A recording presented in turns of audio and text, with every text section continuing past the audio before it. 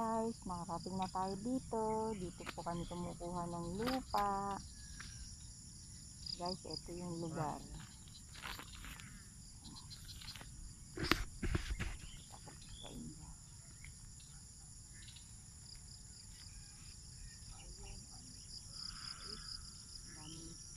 Ibon.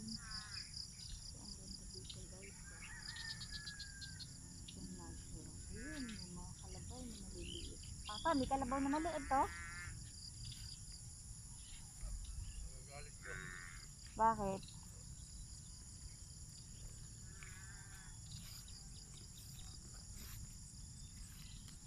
Ay, nagagalit ng kalabaw. Wala. Anak, dadaan.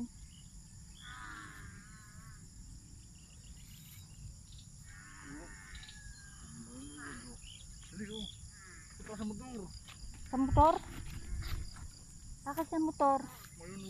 Hindi, pupunta doon sa ano nila, oh. Pupunta sila sa ano nila. Nag-uusap. Doon sa ano, hindi siguro sila nakababa. Ayan guys, nakaapak ako, oh. Oh.